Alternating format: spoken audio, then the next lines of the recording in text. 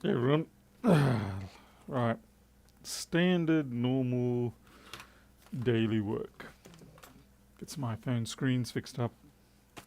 So tonight we've got a pair of XRs. Now I'm really hoping that these are just going to be screen jobs.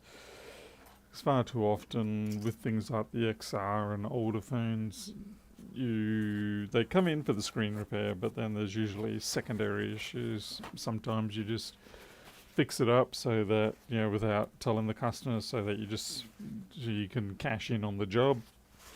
Sometimes it goes too far and you have to give up on the job, which is very annoying because obviously you want the money. And particularly because you've put the time into it and you've already pulled the thing apart, stuff like that. So anyway, hopefully it goes well tonight. I didn't get a chance to get these ones done today. Normally I get phones done during the day. It's the best time, but not this time. Alright. Let's see. Okay, we'll start with the red.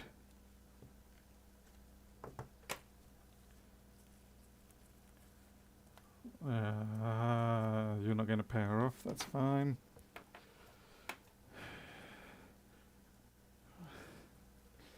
Burden and Surge, Sylvia laptop, Craig. Fairly sure I've dealt with this one before. We don't get too many of the red series in town here.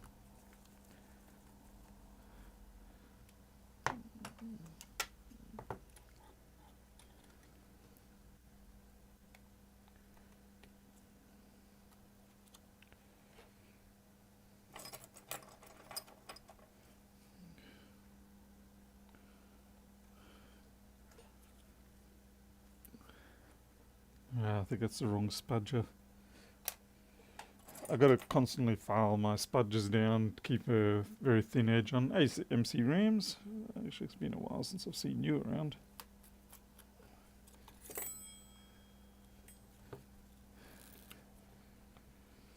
And of course, if you ever get an XR with an electronics issue, run away. That's the only thing I say, run away. Yeah, this was done almost 12 months ago. So actually, they have done very well for this one to last 12 months. So congratulations to these people.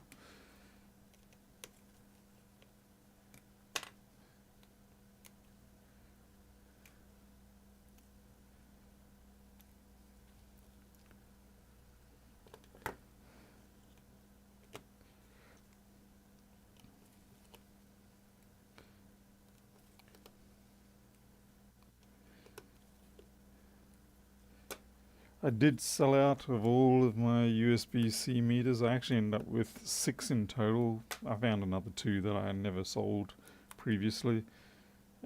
So yeah, I ended up 6 in total and they went very quickly. I do have more parts coming to finish up the rest, but they won't be here until end of the week maybe. Probably next week.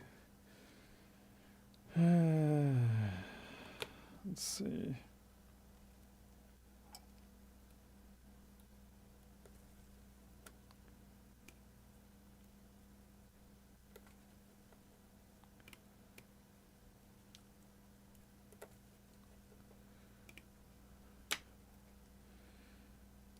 Hate losing this little screw here.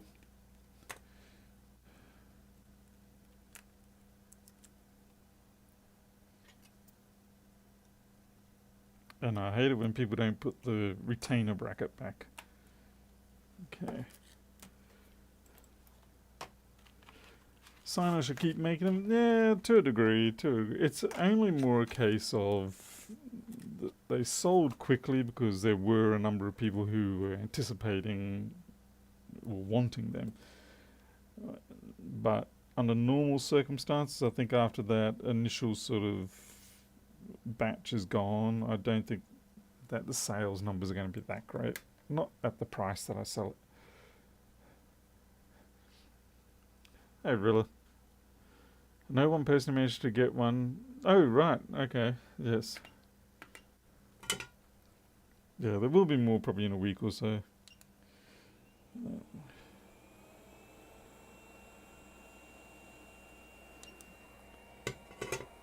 Don't need a lot of heat. This is just to lift up the microphone.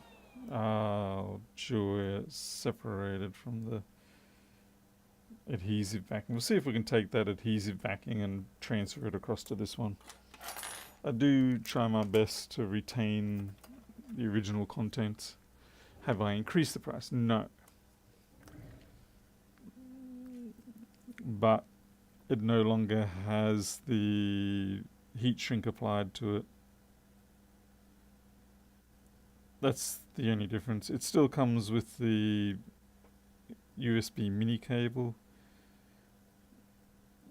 because I know most people probably don't know where their USB mini cable is. Most people will have one lying around somewhere, but they probably can't remember where it is.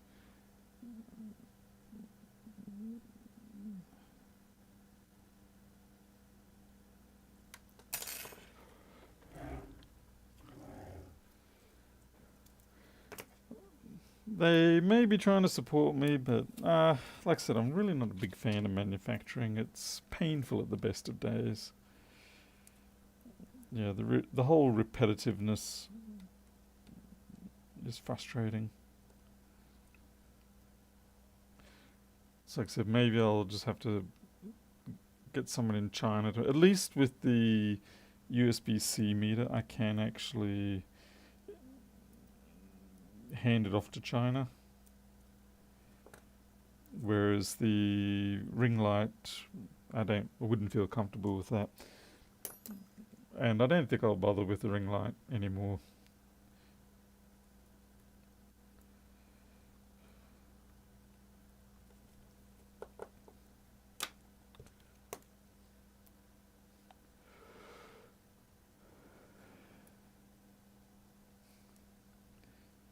It's actually quite surprising how, yeah, it is surprising how expensive those USB mini cables can be. Yeah, it's the sort of thing I would have thought I could get from China for maybe $1 a pop, but nope. That was a very wrong assumption. It definitely cost quite a bit more than that.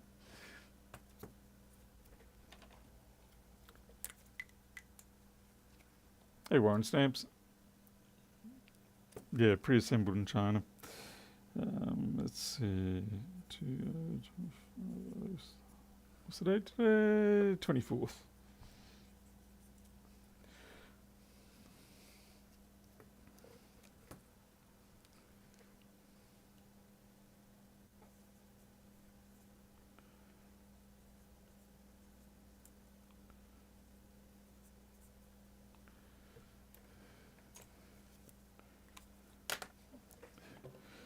And now the yucky part.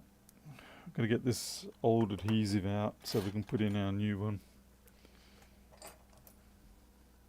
A Mark 3186.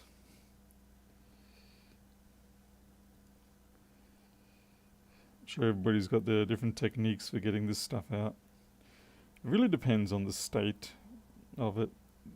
This is actually going quite nicely. I hate it when you get the ones where they just, no matter what you do, they just break. It's good to see that the face sensor array is okay as well. Yeah, this one's actually got some integrity about it.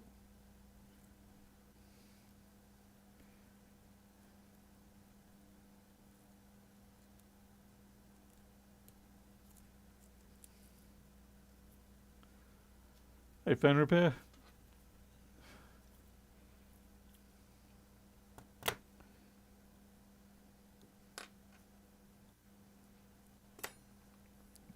Battery's probably got 12 months, maybe 6 months left in it before it starts postulating.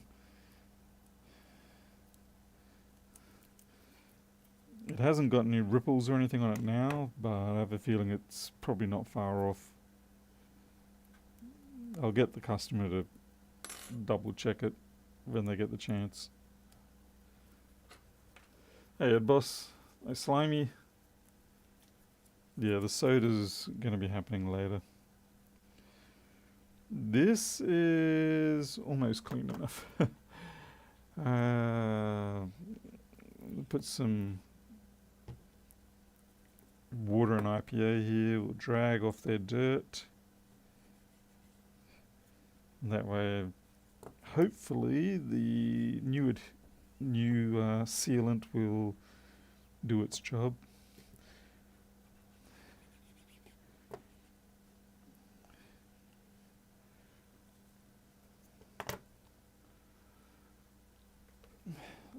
Jesse, finish. Zoltan, how many repairs do you need to do that taxes? Scarily, about probably 50.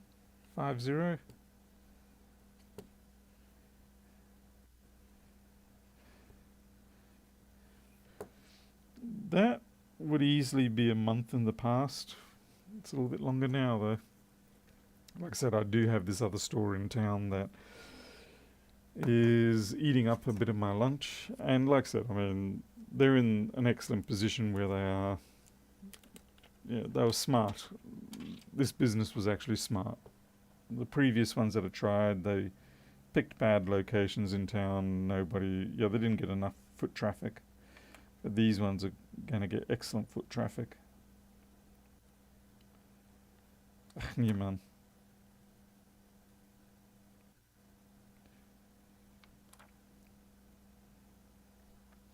Honestly, this stuff can be like a magnet where as you're approaching where you want to go, it gets attracted to the corner and then jumps across, ruins your alignment. How many meters for the taxes? 50.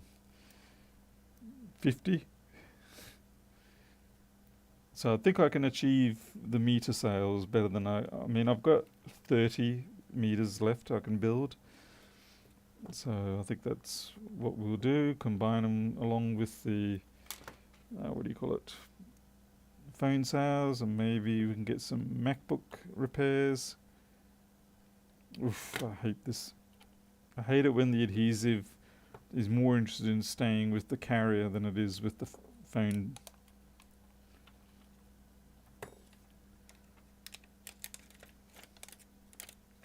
Gotcha.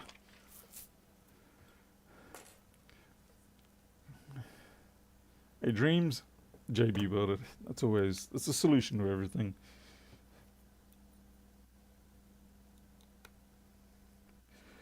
On the other hand, I would much rather just sell some Flex BV licenses. I would need I only need about 15, 20 licenses and I'll be good. So as you can see, the tax debt isn't that big. That is always the nice thing with software, is that once you have done all the hard work and you can start selling it, then for the most part, it's almost full profit. But that's assuming you don't have to then continuously update it and support it. If you can just walk away, then yeah, sure, it seems like it's cheap. It seems like it's pure profit, but it's not really. Yeah, there is a lot of support work, and you're constantly maintaining, and then you're constantly looking to update. You've got to keep up with what's going on. How's the quality of the work at the new store? It seems to be okay. I haven't had too many chances to inspect. I'm not like the sort of person that will go out of my way to investigate.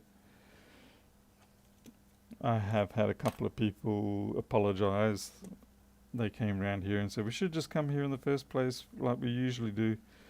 But when a new place comes into town, it's not unusual for people to try it out. And like I said, it's in an excellent location. But they're going to have to do a lot of sales conversions because the rent on that place is just ludicrous.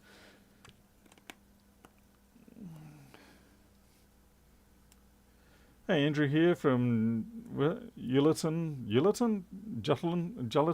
How do you say that? Queensland. Wait, where's that? I don't know that place. I know a fair few Queensland places, but I don't know that one. What's the nearest big town?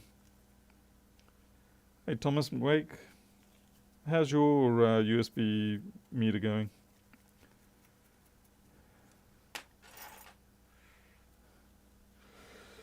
Okay.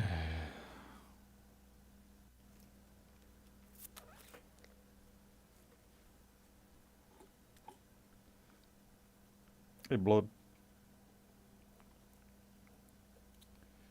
Yeah, they'll actually be able to see out of that camera now.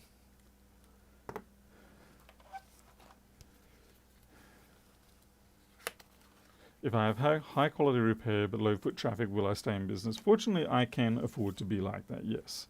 It's how I've outlived all the others. It's like, okay, they can take a lot of my business, but I can outlive them.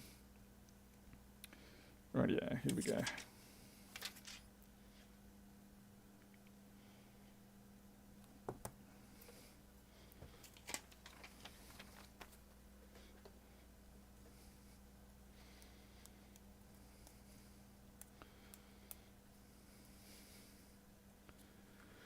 It's good. I've seen a lot of people do a lot of different techniques for putting screen protectors on, and I've sort of come to do it the way you saw I did it. I know a lot of the other people will do a partial peel and then slide and peel out. Everybody's got their own method. I have tried the partial peel and slide out. It didn't really work out for me. I found that I ended up with more failures than just taking the chance and hoping that no dust falls on it when I do it the way I did it.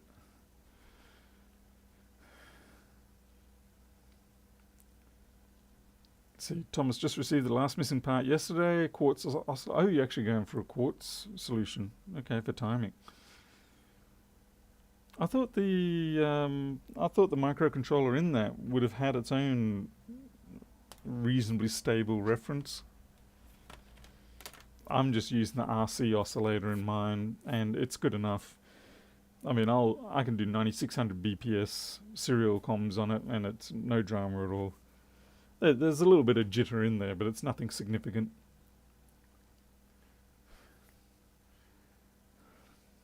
So we're just waiting for the charger. You can see we've got 2.39.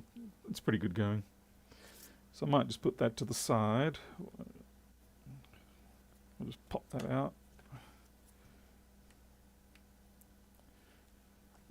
And then I can get on with the next one.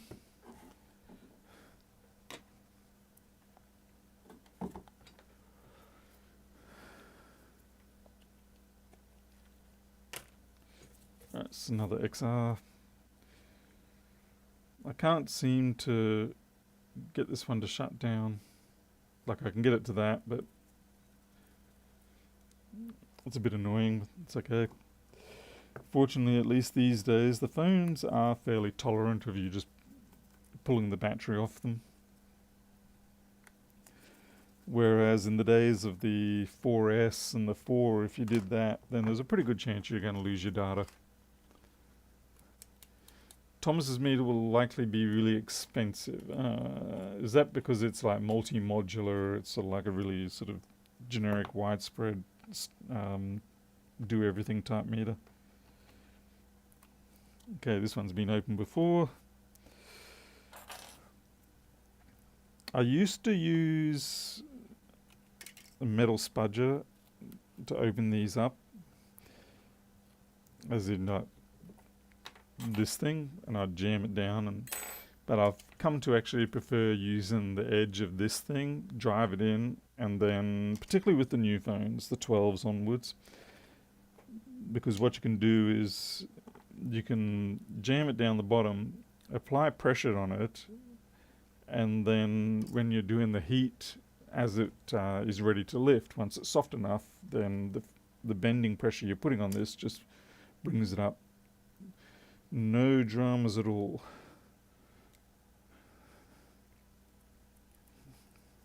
Damn you. I'm going to have to knock the battery on this one.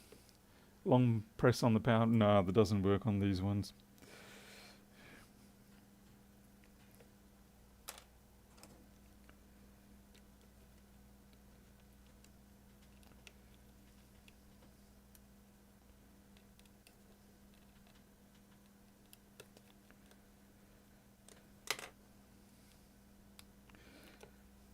Oh, they came out together. That's interesting. XRs generally are not my favorite screen to replace.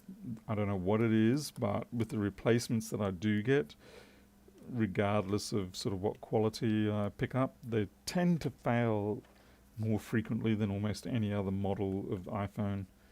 I don't know why. Usually it's touch issues, and I'm not sure what causes it, but all I know is that I get them back more often than I would like.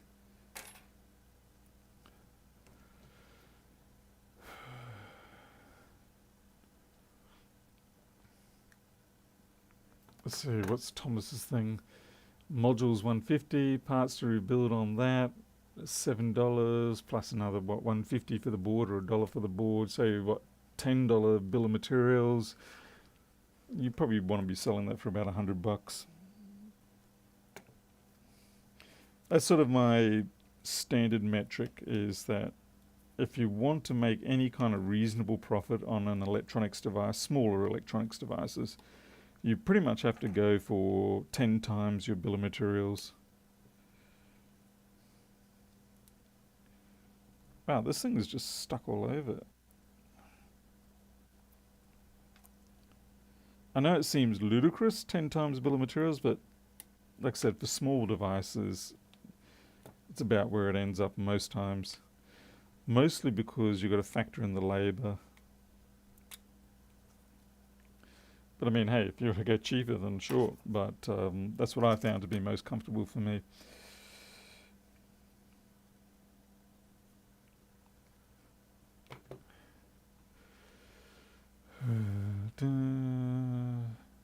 Okay, this is, I don't know what screen this is. It's not one of mine. It's probably just a budget, really budget one. And yeah, warranty to consider, true. Although, yeah. Anyway, so that's my personal gauge. Everybody else has their own.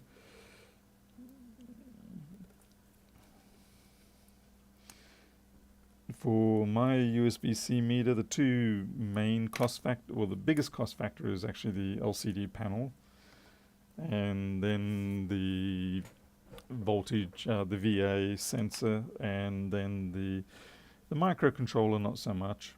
The circuit boards are pretty expensive in small quantities, like if you buy 100, yeah, they're still a bit over $1 each. Hey, Siegi.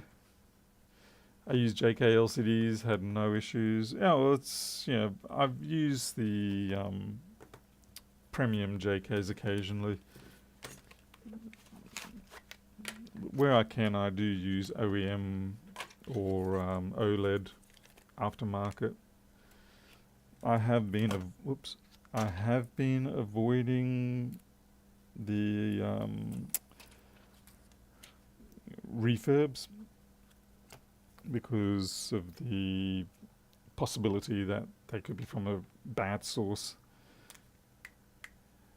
Now, if you want to get a better price, I mean, places like JLC, PCB, or PCBWay, they'll do a good price at 100. There's no doubt about it. But it depends whether you're getting them to manufacture or not. But I find they're extremely good, well priced. And if you go from, say, $1 a board down to 80 cents a board, or even 50 cents a board, it's not really a massive saving as such. I mean, it is good, but it's not enough to change the main price enough. And I find I prefer to order in, say, batches of 100, just in case there's an issue I find in one batch and I'm like, I need to make a revision for the next one. May actually end up dropping the idea to power the MCU from the PD. It means I can get rid of the buck converter and perfect diode.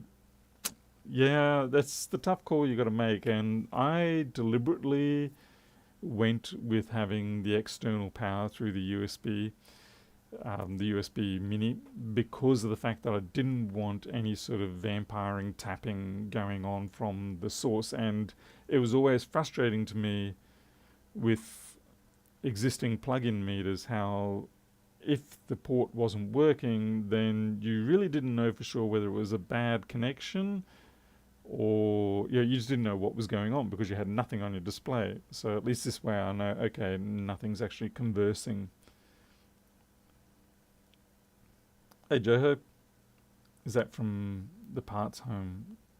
Siegi, yes. I used to use a different supplier, but then they started having supply issues in terms of like they wouldn't have stock, and I ended up switching over to the parts home, and they've been good so far. The best thing about parts home at the moment that I'm encountering is that they do actually get things here next day, whereas the other place was no longer getting things to me next day. So they've been good. The only thing I have to squawk about with Parts Home is they don't seem to answer any kind of warranty emails, nothing. Yeah, I've tried emailing them about a bunch of things and I get no response from them. So I price my repairs on the concept of if there is a dud, I have to eat that cost.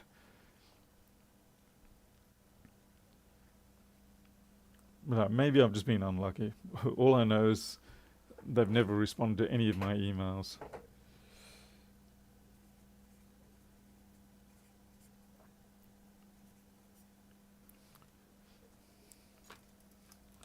But like I said, I'm happy to live with that issue, that risk. But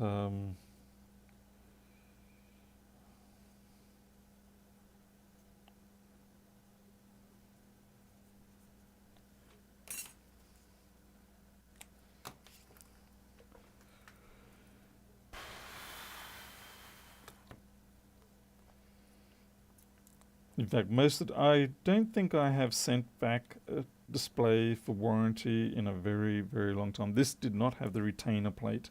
God, that's annoying.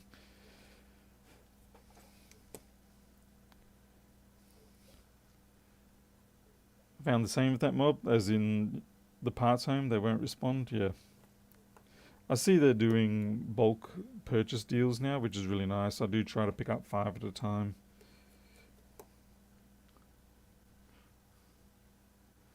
The other mob I used to use was Easy Fix, I think it was. I've already started to forget who they were. And they were good for a long time, but then, I don't know, I think they tripped up on themselves. Maybe they didn't get their stock in fast enough and they weren't able to make enough sales to fund the next round of purchases. And so it sort of cascaded into a failure of business. Certainly I was like, I can't wait around for you guys. I've got to get my stock. And I had already at that point dealt with the parts home a few times. I do know that the other store in town also uses the part home, which is actually very convenient because when I get a phone from a customer who has been there, and if they tell me how much they were charged for that job, I can then also look at the screen and know what type it was. And I have found that while we have similar pricing, it may be that they are using a grade lower than what I use. Like when I maybe use a soft OLED, for say a 14 or whatever, they will be using a, what do you call it, a premium LCD. And if you're in this business and you know the prices of those things, you know that's a massive difference in terms of purchase cost. So, and I can understand they have to do that. They really do, because if they don't, there is no way. I don't remember. Oh yeah, I did, right. There is no way they'll be able to keep that shop open and running.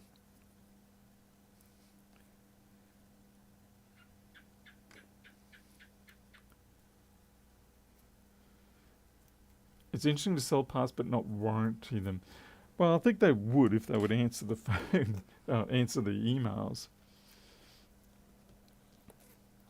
But like I said, I just basically go the concept of if it's a dud part, then just eat the cost. It's not worth me, in most cases, chasing them down, getting the RMA sorted out, and so on and so forth. Obviously, if it's a really expensive, like $250, $300 source screen, then yeah, I'll chase them. But for these $50 screens, or even up to $60, $70, it's not worth my time. Yeah, Craig. There's nothing that wrong with the displays, although I do find that um, people have an interesting acceptance of failures on those. I had one person, they had their 15 replaced. Oh shit, just spittled. They had their 15 replaced for some crazy price, and it was an incel, and they knew it was an aftermarket, but they didn't realize that the fact that it didn't respond to touch properly still wasn't right. They thought that because it was an aftermarket, that's why it didn't respond to touch properly. And I was like, oh, crikey.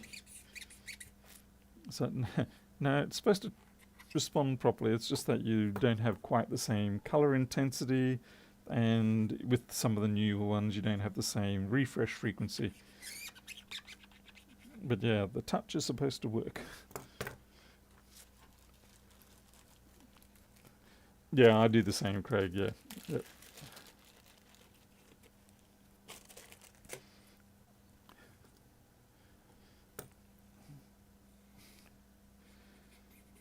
I used to use refurb OEMs a lot, but the quality just went to put it bluntly, the quality went to shit. They would be crimping the cable, there'd be little nicks out of the cables, or they've been bent wrong, or there'll be issues, there'll be alignment issues.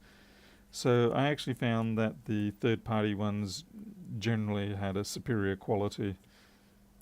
Like if you get a batch of 10, then more than likely, at the very worst, you'll have one dead aftermarket high quality one, but you'll probably have 2 or 3 misbehaving refurbs.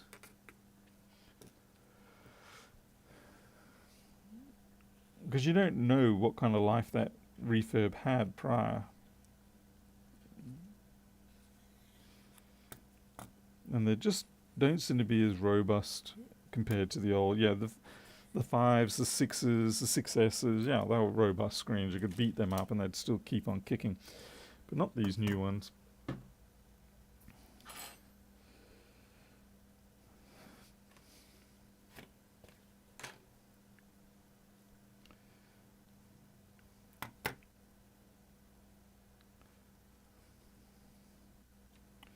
Certainly explaining to your customers in advance is always going to be useful, good for you.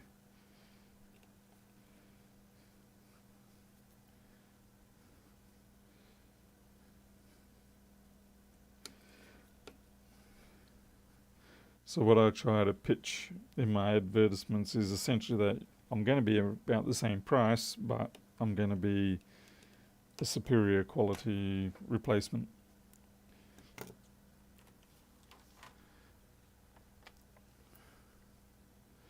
They do test their refurbs. I'm sure they go through a basic test, but it's stuff that often doesn't show up until after you've installed it, and all of a sudden you find that the connector's slightly damaged, or the flex is slightly damaged, stuff like that.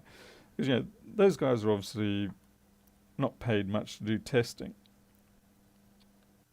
So long as it fires up, and so long as it passes the initial sort of swipe tests, then it's like, that's passed. And they're not, they don't care.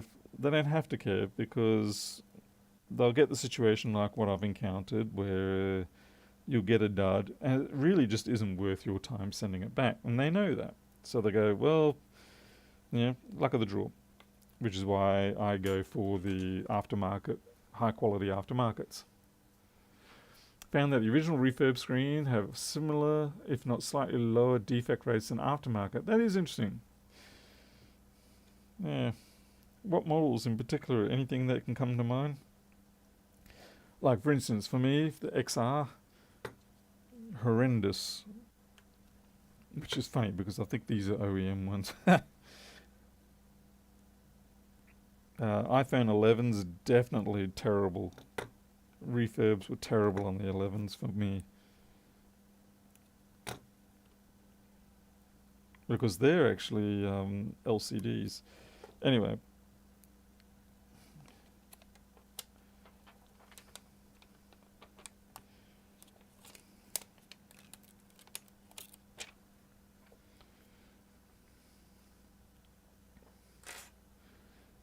Are OLEDs more temperature sensitive? Yeah, I'm not sure. Where is the... I was about to fit the old one back on. That's funny as. I was just about to squawk. I was like, where the hell's the sensor array?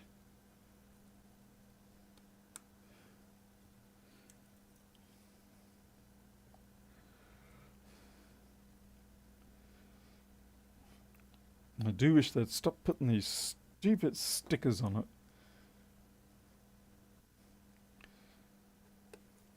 My main gripe is that because the stickers crumble, those little crumbs can just sort of float around in the phone assembly, and then eventually they start landing on things they're not supposed to land on, like the Face ID sensor, stuff like that. So yeah, I'm not a fan of these so-called warranty stickers. I realise they're not applicable. Like, it's not a legally binding thing. And people are only, shops are using it more just to sort of say, oh, well, someone's been in here, so this warrants further investigation. But it's annoying.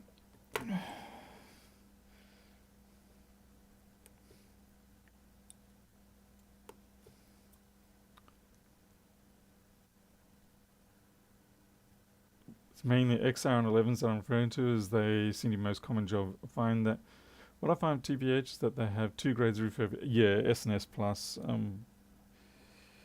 I've basically gone in the past when I had the refurb ones for the upper grade. I always go for the upper grades. But yeah, I think I had a batch of iPhone 11s. I think it was about 7 or 8 of them. I couldn't use them. And I would know when I installed it and turned it on that there would be an issue. Yeah, you just get that. You can feel when it's ever so slightly not right on the way it responded to the touch. But then you blame it on, like, oh, I had my glove on. Or yeah, you fob it off until the customer 15 minutes later says, this isn't working right. And you're like, God damn. Okay, we've got a little bit of an indent down here. It's not a bad one, but it's enough to annoy me. There we go. Had better luck with the S Plus, yeah.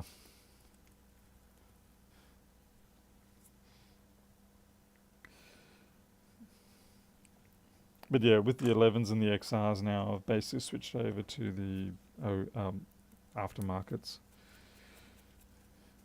There's only like $1 or $2 difference, and I'm not doing that to be cheap. It's just I'm sick of having issues.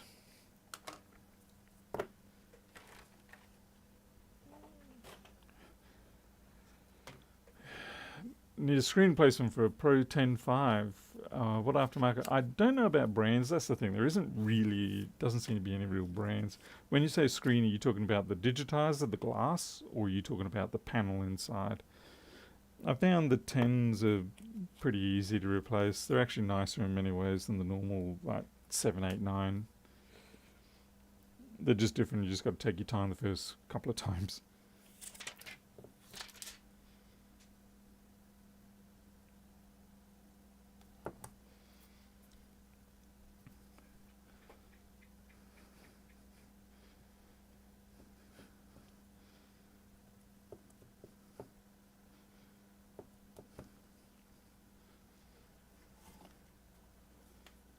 Did you say oh, you said Pro. Sorry. For some reason I thought you meant iPad 10. No, the Pros, that's hellish.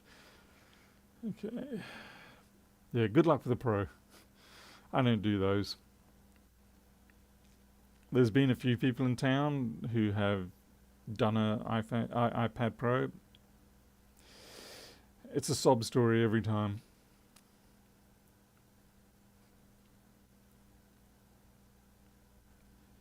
Oh dear. Unavailable 15 minutes. Okay, that's fine. Emergency.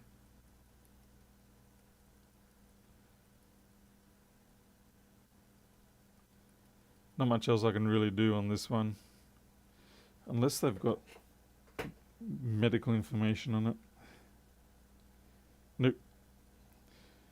It's nice if they have their medical ID on these phones, because when you do this thing, you can then look at the medical ID, and then that lets you do a screen test.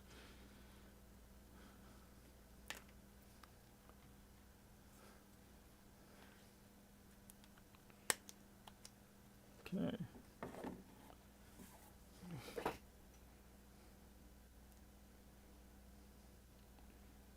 Cancel.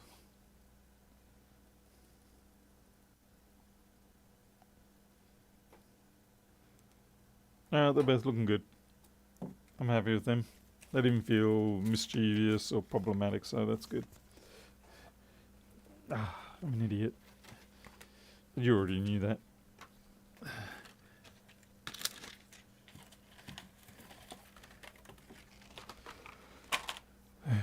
What I do as a habit is I put the original screen in, and then I mark on there their name, the date, and I keep that for maybe 4 weeks or so, and then I toss them down to the dump. And that way, if there are any issues, I can just simply pull out the screens from the stock and say, well, this is the one that was yours, let's have a look. Let's see, 250724.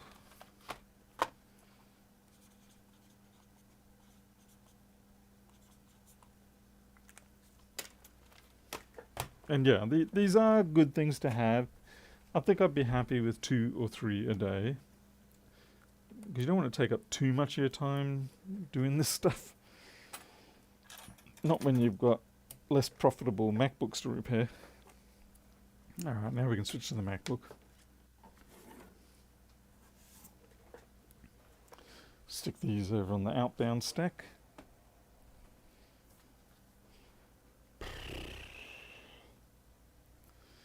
Right, so I've got an MacBook M1 Pro. This is the 2338, which is the A20 2020 board. And this one came in with soda damage, or soft drink damage, as we say here in Australia. And it's got a weird sort of failure. I've cleared up all the corrosion points that, there's the classic corrosion which always happens here. And unfortunately some got into the 3V8 switch mode converter. Also onto the one above it, which is one of the CPU ones, and that's a bit of a concern. And also on the 5VS2 regulator. But that's all cleared up best I can tell, but I still have this. It's a very strange failure. I'll just show you.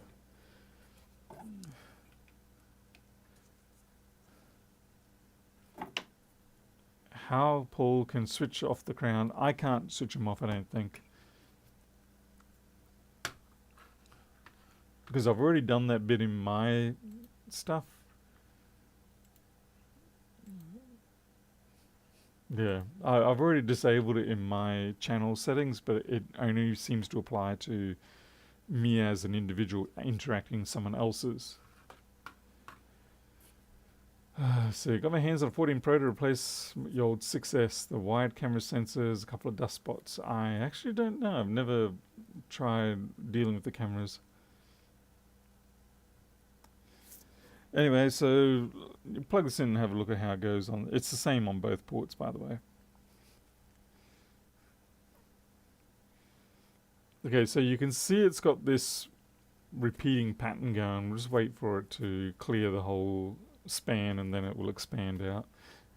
I need to put a feature in the software the next time that allows you to immediately reset it. Okay, you can see that the minimum is 184 milliamps on this. And so 184 milliamps, and then it peaks up to 490, call it 500. And both the faults are on the PMIC, or at least the heat is coming from the PMIC, and they're very near each other. But I think that what I'm seeing is it trying to come up to operating status, and it's having problem. I think that 180 milliamp thing is actually the real problem, not the spiking. I think the spiking is actually meant to be normal.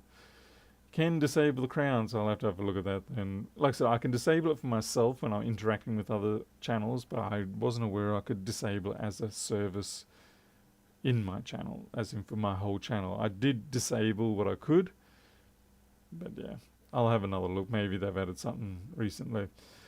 Well, you see, B-Blood, that's the thing. Is it a short, or is it just simply trying and trying and trying? Because the period between the peaks is actually less than what I would expect if it was a PMIC short. And I'm not seeing any shorts. At least I haven't measured any yet. So I don't know, could be elsewhere. It's a mystery. I guess I might have to just go through the voltage rails and see what isn't coming up. But yeah, I feel like the real problem is why... See, normally if it's a short, like just a flat out short, it should go back to 0 as the whole thing resets. But for some reason it's maintaining this 182 as a minimum.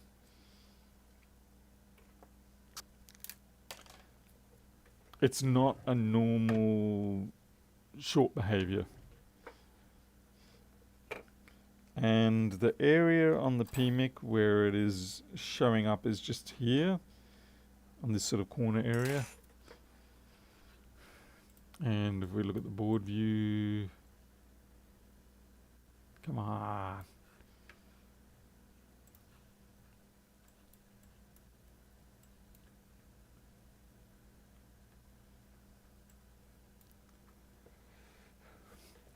So we've got ground all over here, NC pins. So we've got 3 VA on. So I mean, I would be looking at, but the thing is I do get 3 VA on. And it is actually, it takes a hit every time that spike comes along. So yeah, maybe it is a short. But it's just weird. Hey, Sabermetric, sorry. But there's quite a few other, like there's VSS, ANA, MPU, whatever the hell that is. And most of these diode, that's who the hell put in 1? Honestly, someone out there has done a crap job with putting diode mode values in. Unless that's meant to be ground. So look.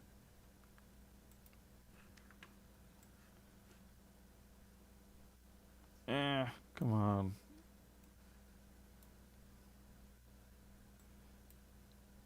No, that's part of the crystal. Yeah, that's VSS. Okay, it is sort of a ground. It is a ground, I suppose. VSS is what we often call ground. That's MOSFET nomenclature, and SS refers to source, and source from the MOSFET perspective is ground, because that technically is correct, because of the fact that that's where the electrons come from. We, by default, tend to go with the current model, which is not technically correct. But we've lived with it for so long that we kind of got a little bit too used to it. So yeah, our basic sort of perception of electronics is of current flow, and electron flow tends to be slightly wrong.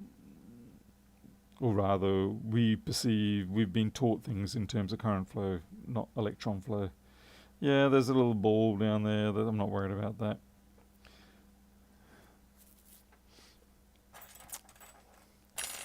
Now obviously I haven't replaced every damn thing. Like, that cap looks a bit shonky, and that one does too. I'll mark all the parts I've replaced.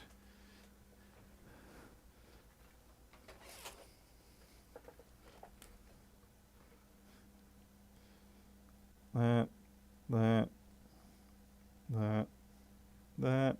There was quite a bit of corrosion there. This may still be the real issue. I'll have to look at replacing that. This is the 5ES2. That cap might need replacing, but realistically it looks fine. It looks ugly, but it's functionally fine. Even the current sense resistor I swapped.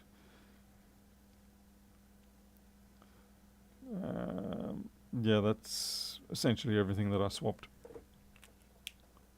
Fire truck, thank you. There we go. Like I said, it's my 1 weak spot. Okay, so I'll go over it again. So 5ES2 controller, that's been swapped. I've forgotten which rail that one is. This is 3V8, that's swapped. Current sense combo for 3V8. More current sense. This one was probably the worst corrosion here, so I might refocus on this again. And this section here, these parts here are almost always getting damaged whenever there's liquid damage on a 2338. This is a I think V3 good or something like that, V2 good. We've got random bits of crap lying around here. Is the inductor cracked? No. It just looks that way, but it's not. It's a hair. Yeah, fix the crack. This here is backlight, so we're not even at that stage. There was corrosion up here. Cleared them back. There was nothing in here. All of this sort of water damage you can see is from me trying to flush the board, and the IPA just spreads everywhere. Something I can clean up after I've got it fixed.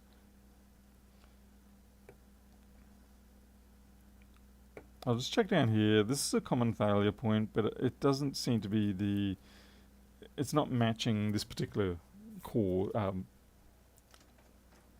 what board it in. Hey, Mr. Paul Howe. Welcome, good morning. So what do we want? We got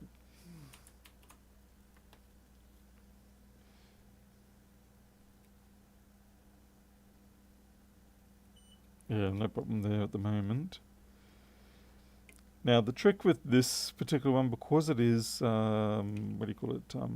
sugary liquid. I was going to say there's no way that's shorted. Yeah, it was just the wrong polarity. Because it's sugary liquid, if something has burned up, then it's got a carbon trace on it somewhere. So I have to watch out for that. Like I say, I am getting 3V8. It's a bit of a perplexing one, and I'm a little annoyed with myself for the fact that the IPA got everywhere.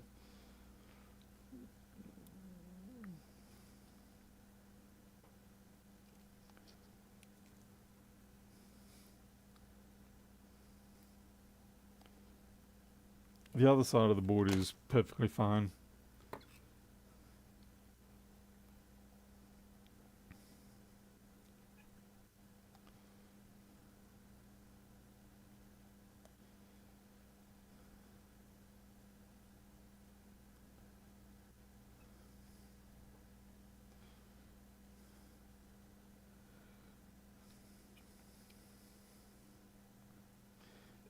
All I can say is I actually haven't had a fault like this one before.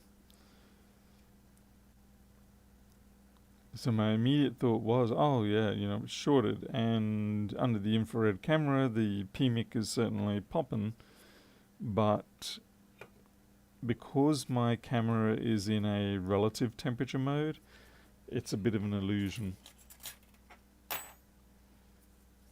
Data trace being dragged down by corrosion, something like that is more my, more my theory.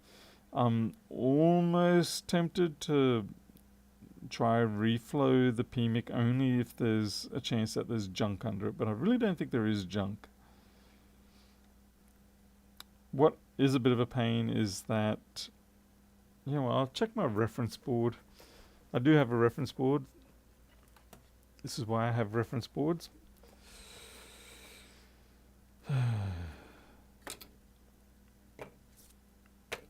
Okay, we're going to peel the sticker off.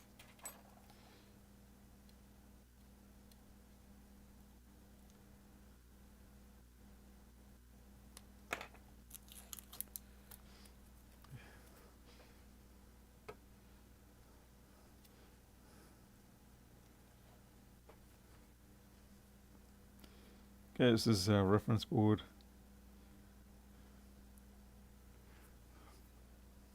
Now I'm going to go in not diode mode, resistance mode. I prefer resistance mode when it comes to more sensitive type areas. Why can't vendors use standards? Yeah, good luck with that. I think the problem when it came to the FLIR 1 Pro is that because it's a dual camera situation, you got your infrared and your visual. So I think that's what made them go the way they did. Okay, in resistance mode. Let's see what we got. We should get 0 here. Yep, 0, 1, 2. The problem with resistance mode, of course, is that it is slower than diode mode, but you do get better resolution effectively. Yeah, come on. Come on. Focus.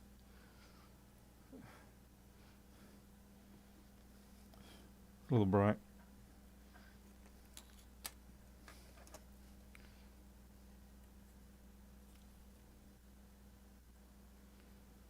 Come on.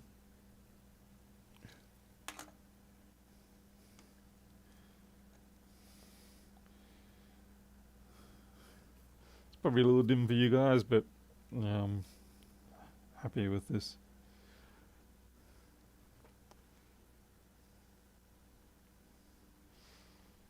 Oops.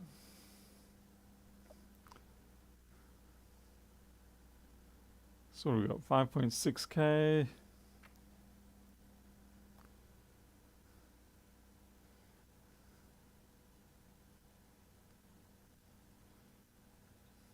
We'll call it 1.6, 5.6, 1.6. So just double check that's 5.6. Yeah, this is the other problem with resistance mode is that you gotta wait for it to level out. Okay.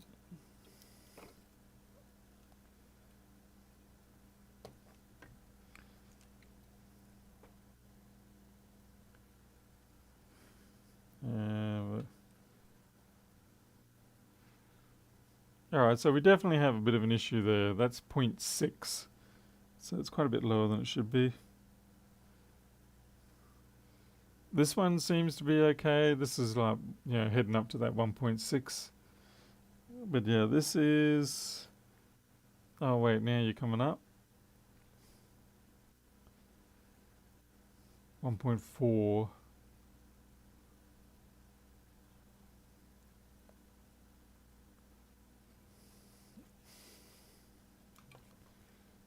We'll just double check that again.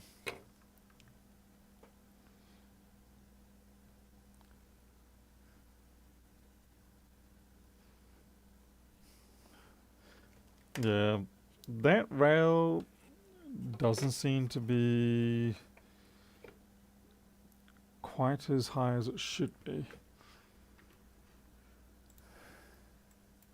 So it's this one here, Buck LX03. And what are you? Buck 14.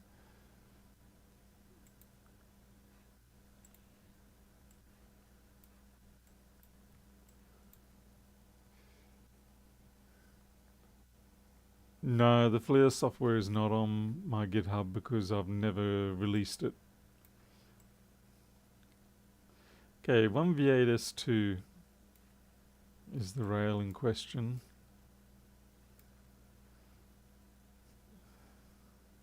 There's a whole lot of caps on that.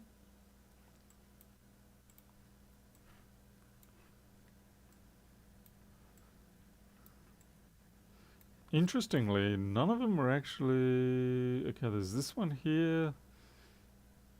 Yeah, that's an inductor. Yeah.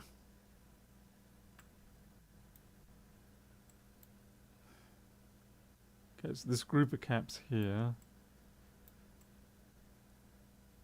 PMIC there.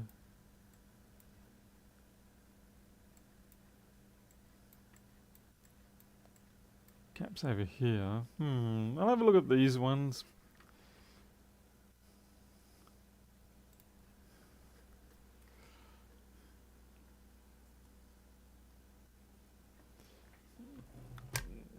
Yeah, sorry. I just never really worked out what I'm doing with that software.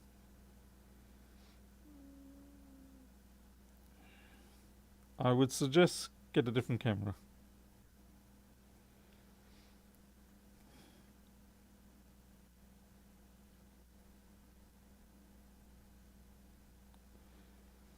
Whatever this fault is, I don't think it's a shorted cap, or I don't think it's a damaged cap. I think it's something else in the electronics. Yeah, something wrong down here.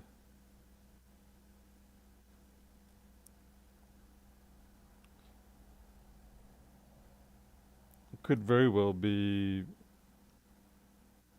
Yeah, that looks pretty good under there. I'd be very surprised if anything got in under that.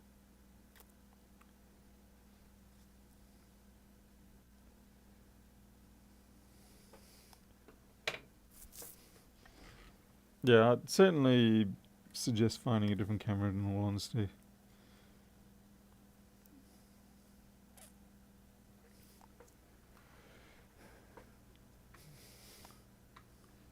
Nah, maybe one day I will.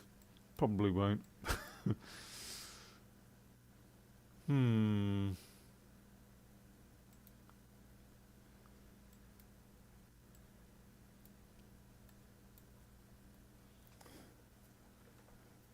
The tiny pool is the noisy pool. Okay, let's see if we even get 1v8.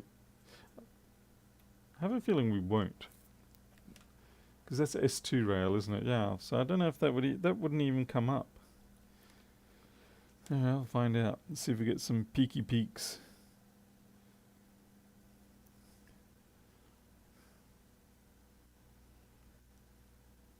Okay, there's something going on there on the multimeter. You can see it's sort of like trying to do something. Just about to waste 400 pounds. Jeez. Oh. That was definitely a bad mistake by me. This is why I shouldn't talk and measure. Because I've just knocked that cap off.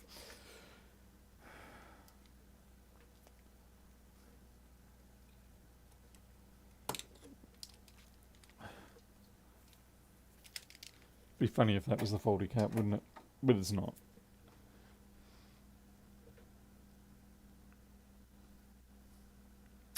Well, I was lucky at least it didn't tear up anything, but yeah, that's a bit of a silly mistake. It's not something I would have expected to have happened in all honesty, but yeah, I must have been just applying enough pressure that I chucked it up. Yeah. That's definitely, that one's on me.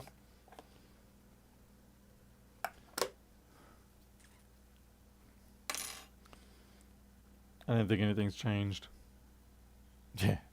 Still the same. Yeah, so, well, we know it wasn't that cap. Sad, psychotic laughter.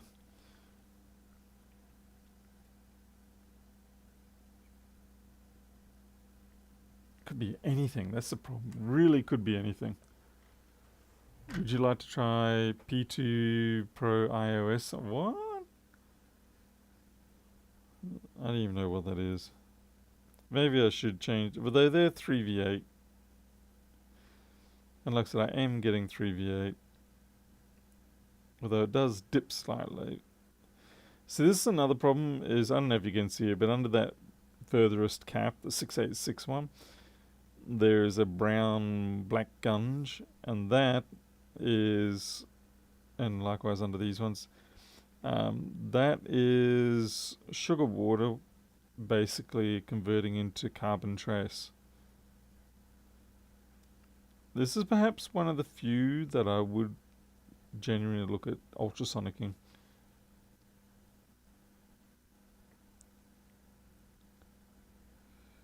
Because I really do feel like it's some carbonized piece of junk somewhere.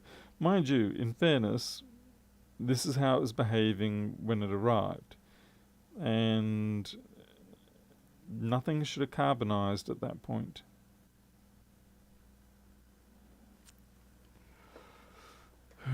P2 Pro is a thermal camera. Just use one. Oh, right, okay. Hey, Brad. I've been wondering where you've been. Just thinking the other day, where the hell's Brad? Don't see Brad around much.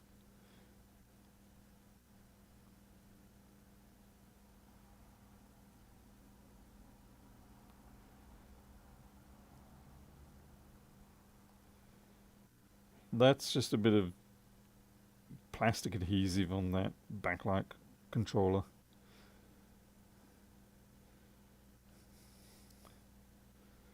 I am still a little bit surprised that cap popped off like it did, but I don't think it's a true culprit.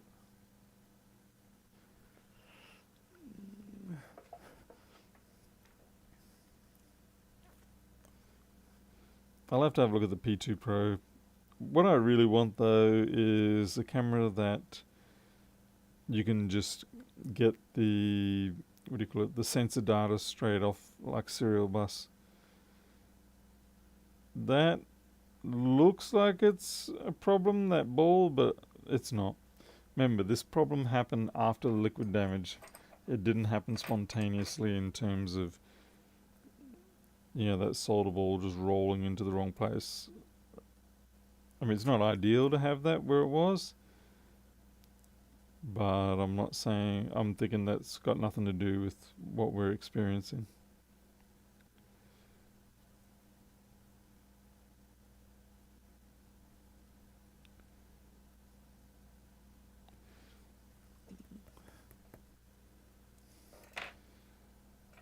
Yeah, I was looking at getting one of the FLIR lepton cores or something like that and rigging it up.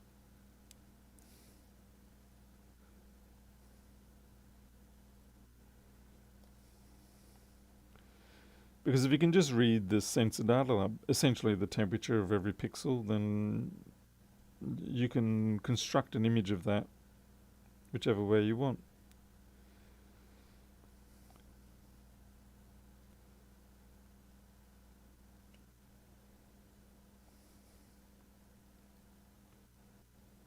This is really frustrating.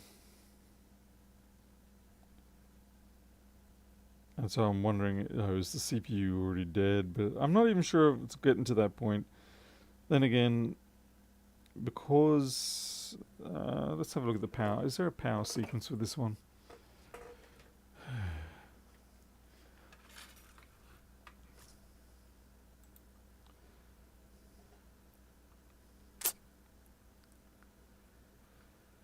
Appears not.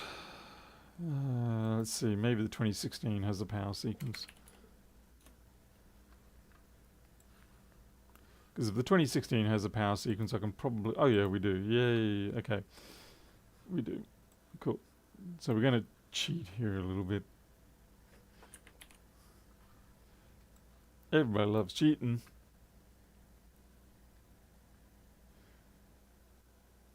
Oh yeah, sorry creature. I know you sent me that email. I just haven't had a chance to get back to you. I apologise for that.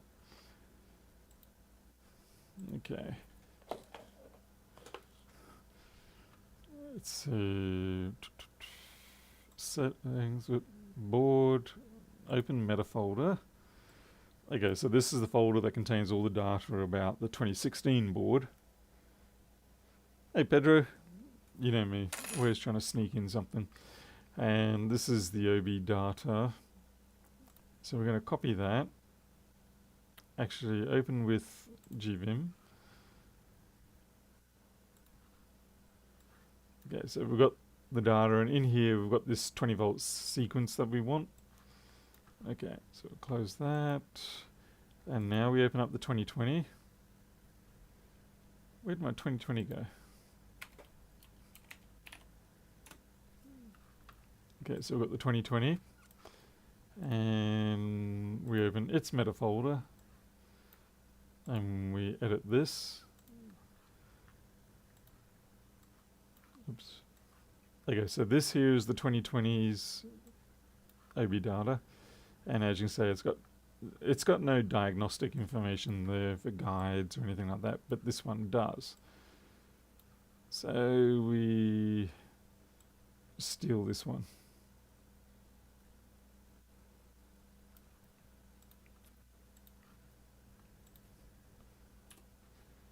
Paste, save.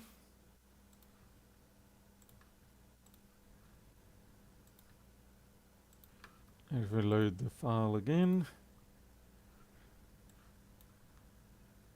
What? I've been gypped.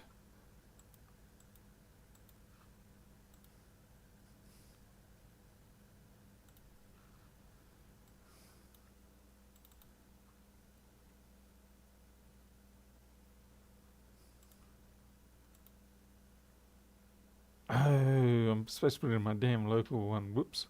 Okay, my bad.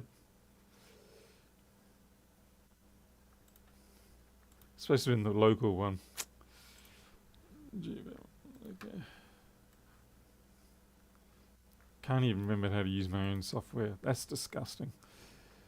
Okay, back to the 2020. Oh, there it is. No, you're an idiot. 2016. Ugh.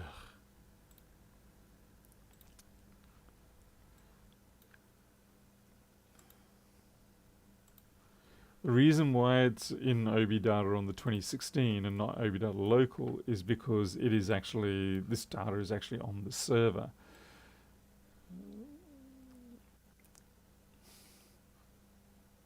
Okay. Copy.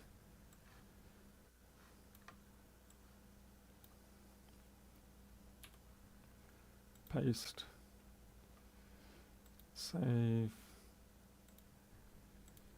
And hopefully this time it will work.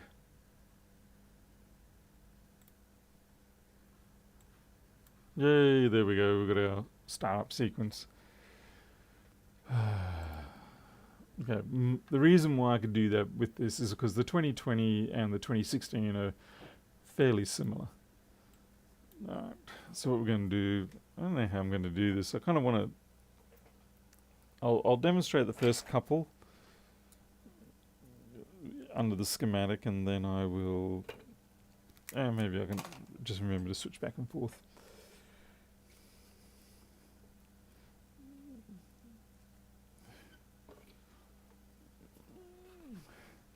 I don't think quad view is going to give me anything useful here. Just hang on. This will probably turn out hideous. Actually, you know what? Maybe I'll try something. This add.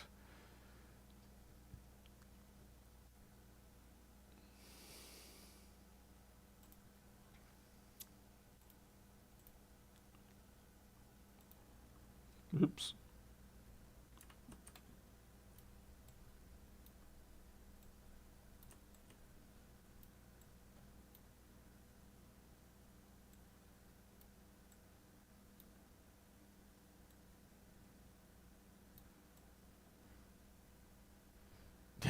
It's pretty hard to make a balanced display here.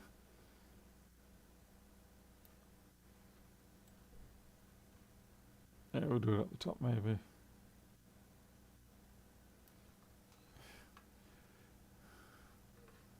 Okay, we'll see how we go with this.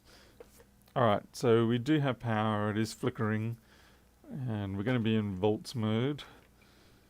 So I can, which is kind of nice, because I can then hitch on to, yeah, the ground pin is already sorted out. Okay, so my first point of call is this test point down here, just above the, so this is our 20 volt startup sequence. And let's see, we are looking at USB-C CC1, which is this one here. 1.6, that's about right. And what do we got? This bunch of 4 here. Okay, notice how it drops. So we could have a short here. It's really difficult to tell, but it's dropping about 40 to 50 millivolts, which is indicating that it is getting loaded, as in something's hitting it.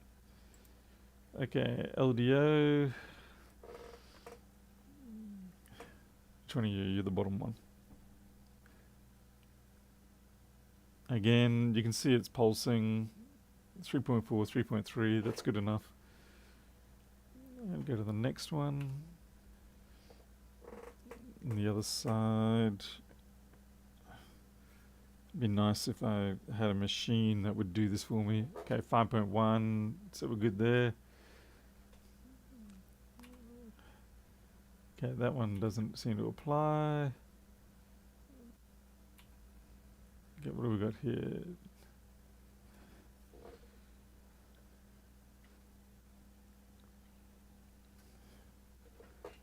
Again, 5 volts. Okay. Charge data. It's one of these test points up here. It's the middle one. 5 volts. Well, I mean, yeah, I could rig up a scope, but this works for now. Okay, charge gate. Yes. 10 volts. That seems pretty good.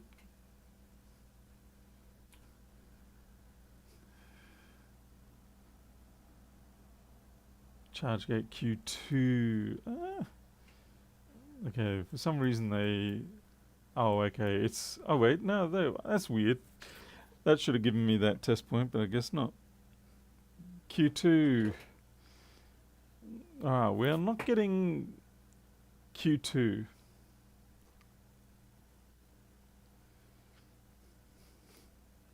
A little perplexing.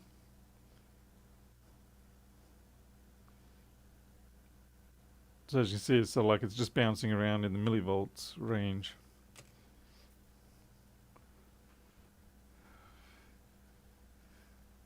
I will just see if the next rail comes up.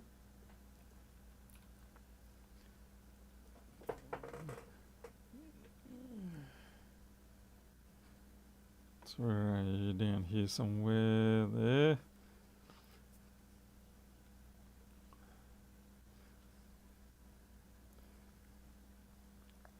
Alright, a whole bunch to pick from. Yeah, look at that. We go 12. It's dropping from 12 to 9, 12 to 9, 12 to 9. I do actually have a USB scope. I just don't like using them. Believe me, I mean, yeah, for this sort of work, multimeter's just fine. 12 to 9, 12 to 9. So I'm going to ignore that previous gate thing, because I think that doesn't come into play until the 20 volt mode kicks in. Could be wrong, but we'll see. Okay, MVR. Geez, that's a tiny test pad, that one. Did I slip? I slipped. Okay, 5 volt. Okay, we don't have that part, because remember, this is for the 2016. And didn't I just have my thing on that? What's this supposed to be?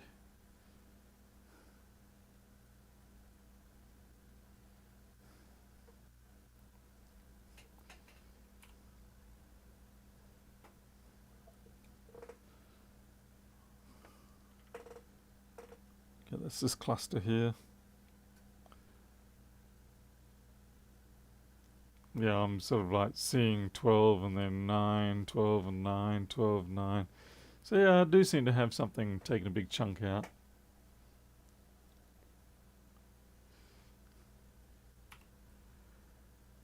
3V8 Aeon power enable. Again, I'm fairly sure we've got that.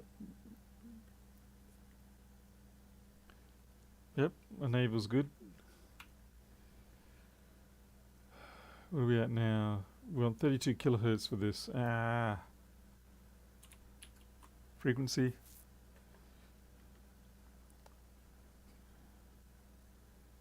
And it's on the other side of the board.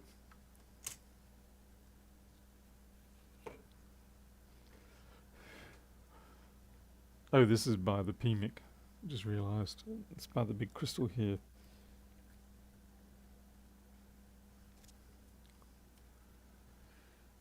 When I download the free version of FPV and the Windows tells me that, yeah, that's normal, Ed Boss. That's normal. Even though I've got it signed. Okay, this is supposed to be 32 kilohertz, but I'm hitting 56. 56 and bastard.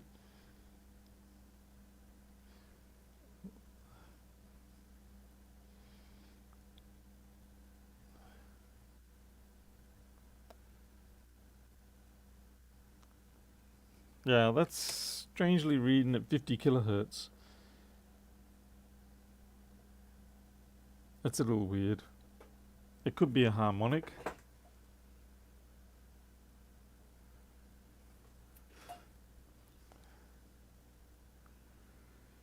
Great, now I've got to bring out the freaking scope. I hate you people.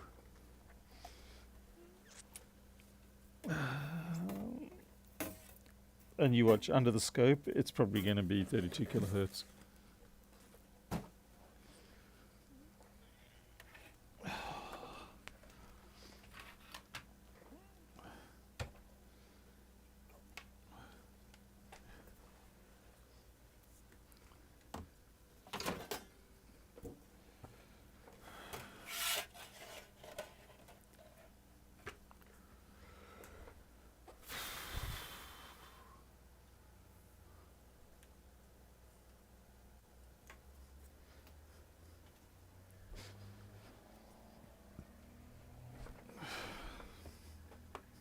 Wrong end.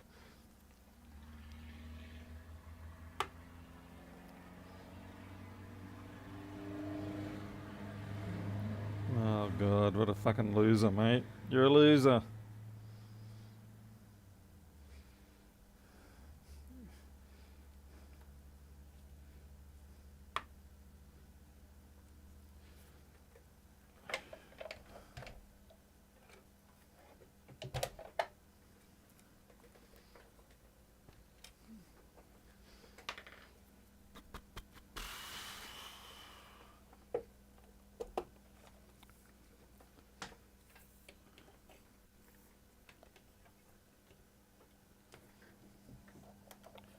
Should just have battery powered scope. Well, this size, but battery powered. Yeah, bogan alert for sure. I'm gonna knock the baffles out of my exhaust because I'm cool. You're a loser, mate.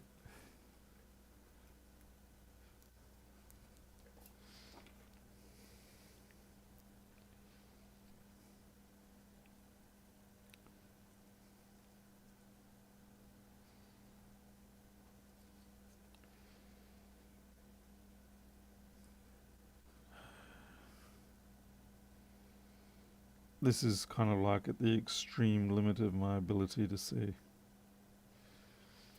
Okay.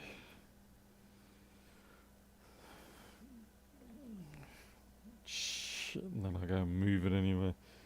God damn it. That's the trouble with this. I can't lean it back so you guys can see.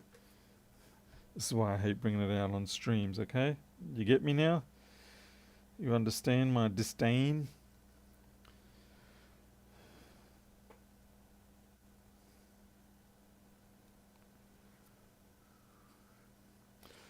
Okay, auto set. Great, now you got nothing.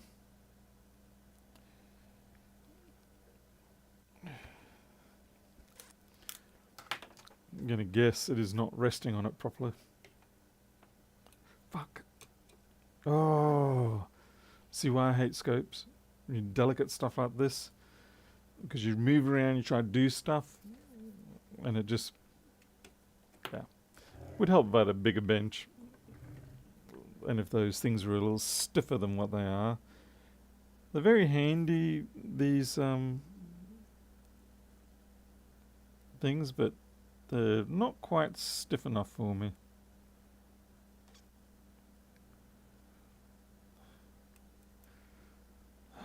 And then and my eyes aren't good enough to.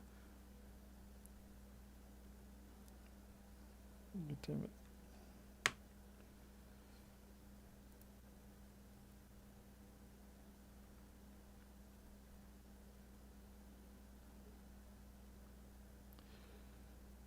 You're just gonna have to believe me when I tell you whatever the reading's gonna be.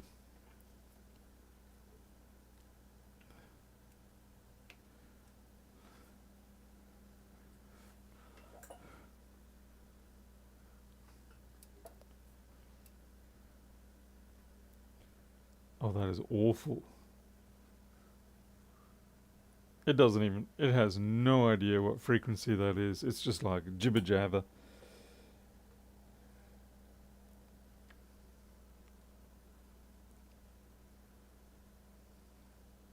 If that's meant to be 32 kilohertz, then it's doomed.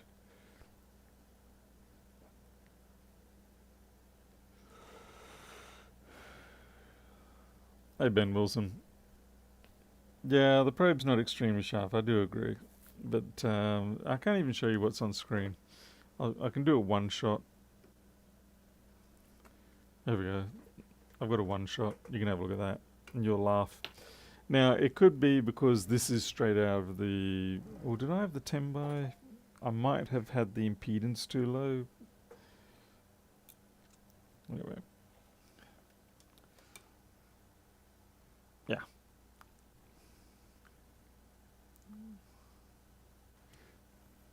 Is it missing one of the external caps? No.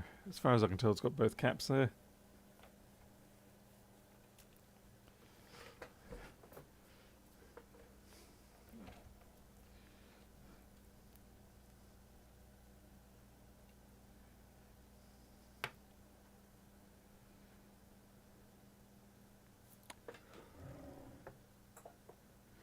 Yeah, I was kind of wondering about the ground thing there, creature.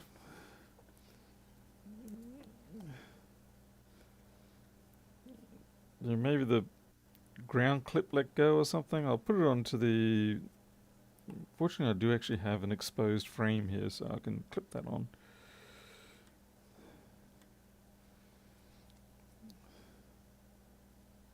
There we go. It should be a little bit healthier.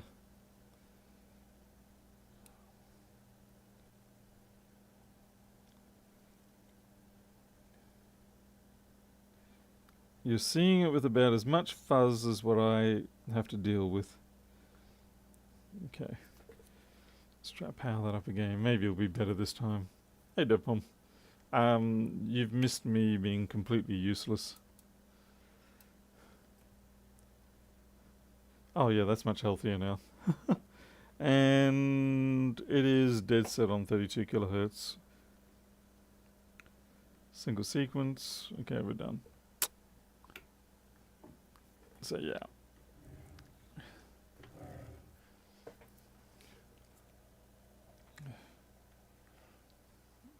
There you go, that's healthier. And yeah, 32 kilohertz is what it was.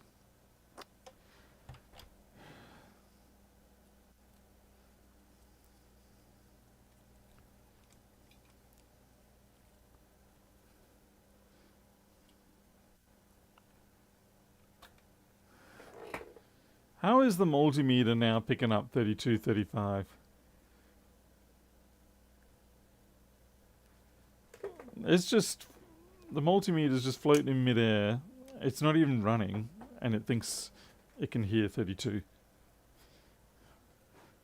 Right, so that was a completely pointless waste of time.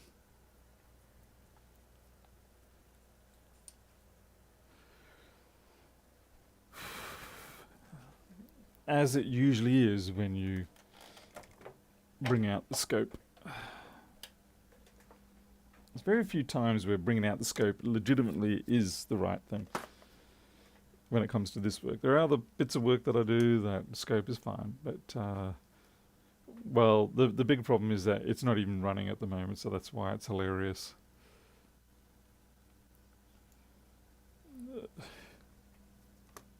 It could be that, yes, multimeters can sometimes give you, well, do give you bad results, but in most cases, I'm pretty happy still with how it comes out. You watch, I'm going to get 32 now.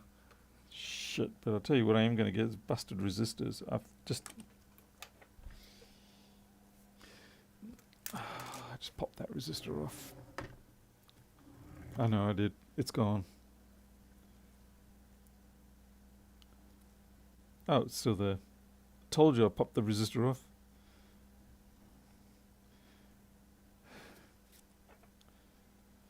I really dislike how blind I am these days.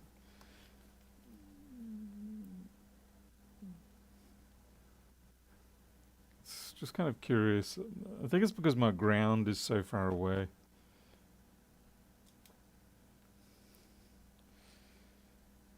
I'm just going to see if I can plug it into a closer reference here. That is actually really interesting, because normally I don't have a problem getting 32 reading off this. Either way, we've confirmed it is running properly.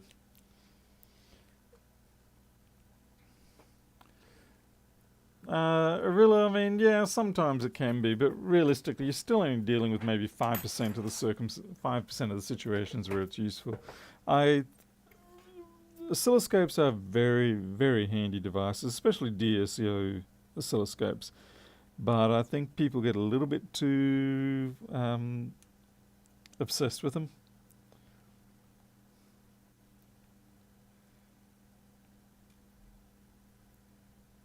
Most of the time when you're dealing with this sort of situation, it's going to be something you're going to pick up with with the multimeter, or just simply looking around.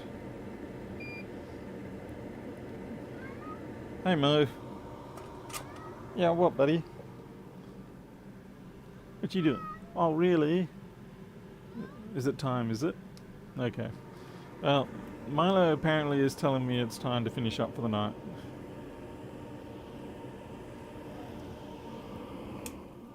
He says, I've got to give up. Yes, I'm telling him. He says, I've got to finish up for the night. I've done my phones. I've spent half an hour or more on this board, and it's time for me to pack up for the night. I'm not going to be able to quiet him down unless I go out there and spend some time with him. So, yeah, oh well. Like I say, I mean, when it comes to scopes, I've used them plenty before for a lot of different things when I'm doing, signal diagnosis with communication between chips and things like that. Or just seeing if a switch mode converter is doing its job. But more often than not, when it comes to MacBook repairs, I've got a cough. A lot of the time, when it comes to this sort of fault, you're sooner going to find your fault just looking around at stuff, trying to push stuff around, cleaning up stuff, things like that. If it got to the point where we were getting 20 volts and there was, some other communication issue going on, then I might start looking at bringing out the scope and see if I can catch a pulse coming from one of the enable lines to see whether the issue is the enable even being trying to be asserted, or is it not even being generated, or and so on and forth. But in 10 plus 15 years sort of thing, I've always had a scope, but I just don't find them to be as useful for this kind of work as what most people probably wish they were. Anyway, I'm out of here. I'll see you all next time. Thanks for watching. You have a good night. I'll catch you next one. See you later.